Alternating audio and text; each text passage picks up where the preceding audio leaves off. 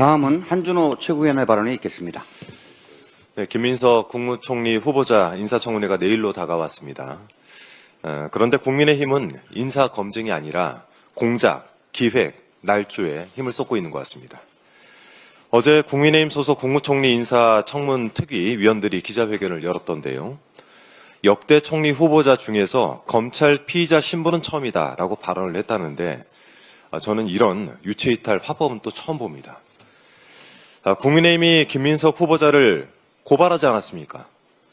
그래놓고 처음 운운하면서 김민석 후보자가 중대한 범죄를 저지른 양 기자회견을 한 것인데 짜고 치는 고섭도 이 정도로 대놓고 하면 욕먹습니다.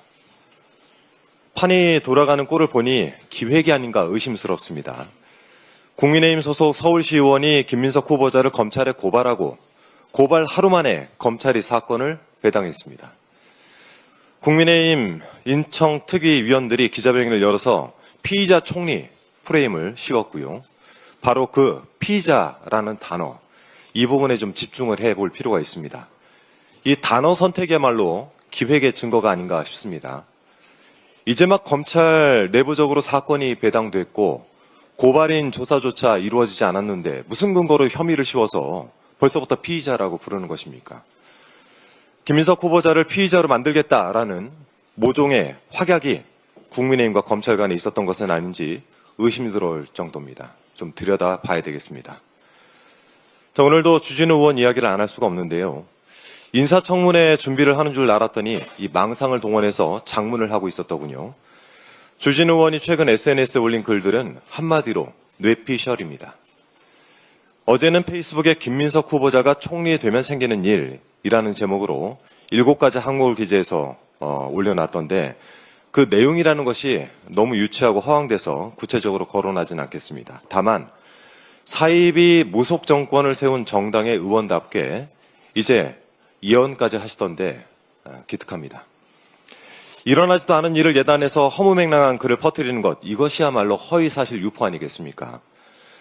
주진우 의원의 기막힌 장문은 또 있습니다. 지난 21일 김민석의 동문서답 시리즈2란 제목의 글을 페이스북에 게재했던데 주진우 의원이 묻고 김민석 후보자가 답을 하는 듯한 착각을 불러일으키는 글이기에 제가 후보자 측에 확인을 해봤더니 이런 문답은 한 적이 없다라고 답을 했습니다. 그러니까 그 문답 자체는 허구이고 허위인지도 살펴볼 문제입니다. 100번 양보를 해서 주진우 의원이 제기하는 의혹들을 좀 더 쉽게 설명하기 위해서 문답 양식을 채택했다 하더라도 읽는 사람으로 하여금 사실관계를 오해하게 만들거나 또 후보자에 대한 부정적인 이미지를 교묘하게 심으려고 했다면 이것 또한 날조이고 악의적인 허위사실 유포 아니겠습니까? 이 글은 김민석 후보자의 출판 기념회 등 경조사 관련 사항을 다루고 있는데요. 그중 한 문장이 유별나게 모호해서 논란을 낳고 있습니다. 화면 준비됐죠? 네, 그 문장을 한번 보시겠습니다. 결혼식 12월 12일, 빙부상 11월 2일, 출판 기념회 11월 29일인데 수억 대 현금을 한두 달 사이에 다 썼다라고 하는 질문을 쓴 것인데 이 부분을 두고 이해식 의원이 5년에 걸쳐 있었던 경조사를 불과 2개월 내에 있었던 것처럼 조작질을 했다라고 지적을 했더니 주진우 의원이 되받아서 재산 등록 기준일인 12월 31일 이전에 현금을 다 썼다라는 점을 지적한 것이다. 쉴드를 치려니까 힘드냐라고 비아냥대더군요. 진짜. 그러니까 창작을 하려면 좀 섬세하고 치밀하게 했어야죠. 자신이 주장하는 바도 명확히 전달하지 못할 바 이런 장문을 해서 무슨 소용이 있겠습니까? 전영기 의원이 SNS에 밝힌 글을 좀 잘 읽어보시기 바랍니다.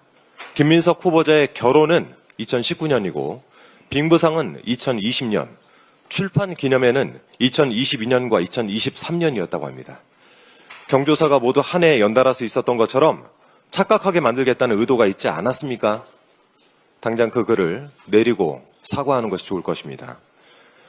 타인을 향해서 쉴드라고 지적하기에 앞서 이런 글을 쓴 자신의 부족함부터 되돌아봐야 되겠죠.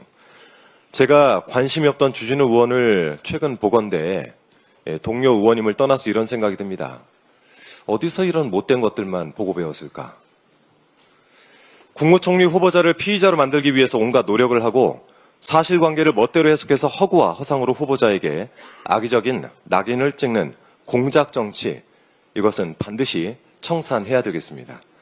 내란 봉조정당의 국정 발목 잡기를 위한 이런 식의 기획과 날조에 무릎 꿇는 일은 없어야겠습니다. 없을 것이고요. 더불어민당은 국민 주권 정부가 조속히 구성돼 산적한 개혁 과제를 힘있게 추진해 나갈 수 있도록 최선을 다해서 돕겠습니다. 이상입니다.